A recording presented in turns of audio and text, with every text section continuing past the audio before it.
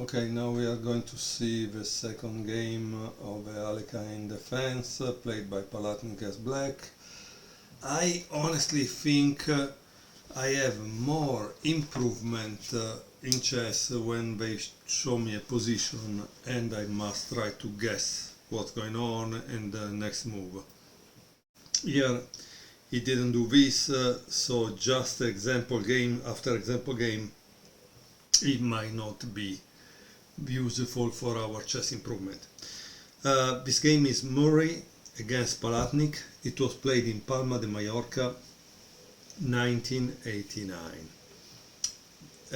Notice that e4, knight f6, Mr. Grandmaster Palatnik must be friend with Lev Albert, because also Lev Albert is a specialist, Grandmaster Albert is a specialist of the Alekhine. I honestly think that if you want to make a lot of points, you need to play the Sicilian. The Alekhine, great as a surprise, but I don't think it has this kind of positive reputation. e5, knight d5, d4, d6, c4, knight b6, f4. Again, we see that the previous game was played in 1974.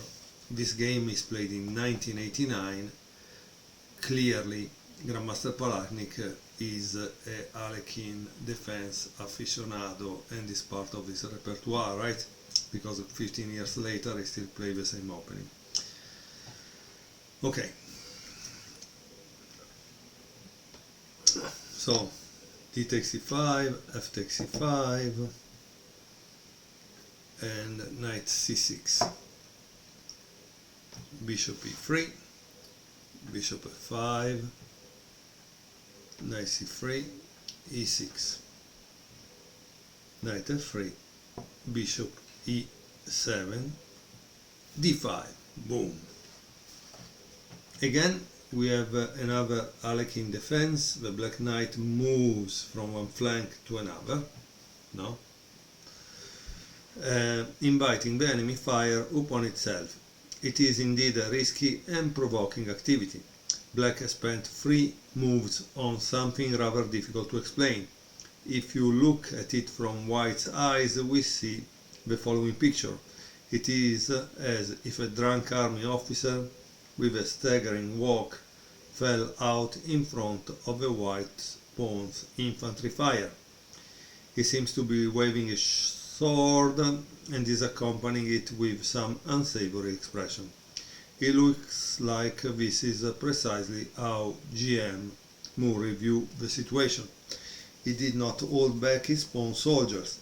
Maybe the entire black army is just as drunk now. Maybe he can take the enemy king hostage. Lady Fortune can only smile on black if this is not a drunken stupor, but a bold foray. Only if the goal of that foray is to figure out the location of the firing squadrons and entice the enemy into an attack that is not entirely ready for. Then it is justified. During such close contact we can truly find out who is who. Okay, long thing, but honestly maybe we didn't need.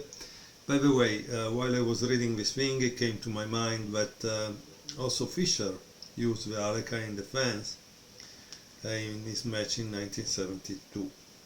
And I think he won the game, so as a surprise weapon, it's definitely something you should have in your repertoire, right?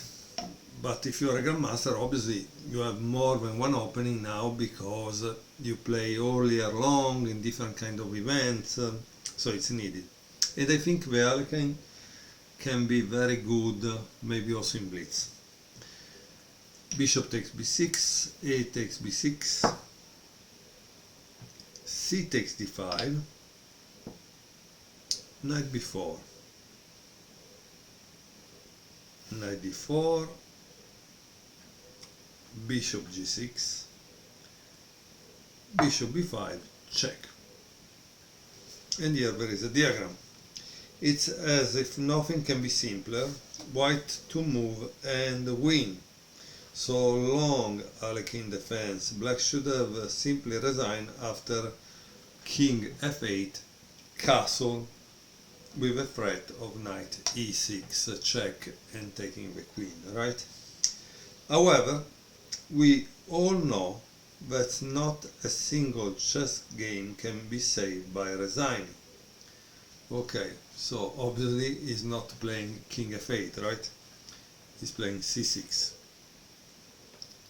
D takes c6, and this gives a tempo to black to escape. Beautiful, right? But obviously white continue to grab pawns. So in this moment he has 2, 4, 6 against 2, 4. White pawns have already entered the enemy trenches. At some point they have to run out of ammunition, no? Let's see what happens. Rook b8, knight c6, knight takes c6, bishop takes c6, and look here, queen c7. Boom! He didn't want to exchange the queens. Very interesting. As you can see, the Alekhine defense probably is all about defending up to a moment you can finally counter-attack, because now he's attacking that, right? White continues the attack with with knight d5. Obviously you cannot take here because of the check, right? And getting back the queen. So what do you play in this situation? You are black. What would you play? Obviously Grandmaster Palatnik doesn't ask this question, but I think it's very useful to learn something about this position, because generally Grandmaster, when attack, they counter-attack, they don't defend, they counter-attack. So which move is a counter-attacking move? You got it. Bishop h4, g3, and now black can actually take on c6, right? Oops! That's amazing, right? That's amazing. And take back here. So imagine now how fragile is white position. King in the center, totally destroyed wing with isolated double pawn, isolated pawn in the center. Where does he escape? I think this position is really good for black, right? But of course, you need to attack now, okay? Because if you don't attack, it's useless. Queen f3, rook f e8, starting to put pressure on this. Castle, because now he thinks maybe he can attack there, but not so sure. Rook takes e5, knight c3, and queen e7. Yes, black is definitely winning, not only because he's attacking, he has a good position, the rooks are in a sense developed, this is a kind of out of a game, and this is very weak, right? Okay, here it says the smoke of a fight has died down a little. So, who was right in his positional estimate? Moreover, whereas the white pawn infantry gun? Yeah, I think it's really interesting to think that in the beginning he had pawns here, here, here, everywhere, and now they are all dead. They are all dead. Yeah. Okay. How did he continue? Queen g3, defending this. Rook e8. And here there is obviously Palatnik that says that black has a positional advantage here. Let's see how the game continue and ends. Rook f4, bishop h5, rook a f1, we are at move 27 and finally this rook moved. So white opening strategy maybe not so good. h6 creating a square to avoid the possible bank rank checkmates. King h1, rook e6, probably the idea is here.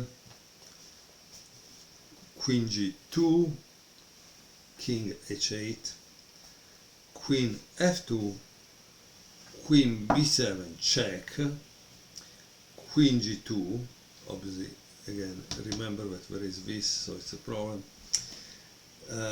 queen e7 and queen f2, rook d8. The last move is the beginning of a positional improvement plan. The true meaning of this move will become apparent a little later.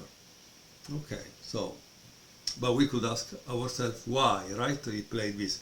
Because when you are playing a real game, you need to ask yourself why black played that move. Because if you don't answer that, you are not doing well. Rook g1, and here there is a diagram, and it says the last few moves were spent on ensuring that the black rooks have full control and coordination on the central lines. Central lines are this, okay? It's good enough as is, but the added bonus, the improvement in black position, is making the white knight unemployed. So this is out of the game, he says. f6, h3, bishop e8. So beautiful move f6 is to bring back the bishop and probably on this diagonal to attack, right? King h2, queen c7, rook g3, and bishop c6. Notice the control of the diagonals, okay? After this, the knight on c3 is losing all hope of having any sort of use for himself. In addition, the white king will most likely not make it to happy retirement. Let's see what happened to this poor white king. Rook d4, rook takes d4, queen takes d4. And here we have another diagram, because we fill the book with diagrams. Rook e1, here it's a checkmate, be careful. And white continues with knight d5, queen d6, queen g4, threatening checkmate, g5,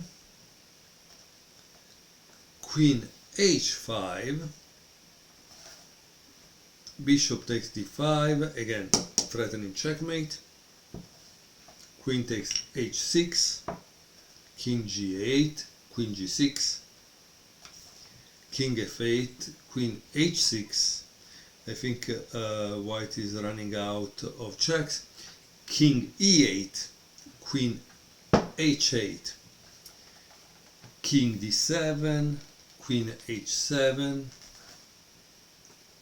king d8, queen h8, king c7, queen h7, king b8, queen h8, king a7, queen h7, and bishop b7 ends up all the check.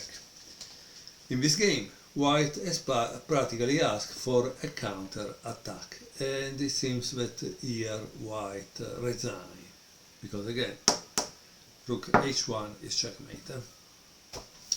Okay, I hope you enjoyed the games from chapter 4. We will move forward and watch chapter 5. By the way, it seems in chapter 5 there is finally a Sicilian defense played by GM Palatnik. I hope you are enjoying the games of this wonderful book. That it was on offer and I bought it for like $5. So $5 is the greatest thing, right? We can learn from a grandmaster for only $5. Come on, what do you want more?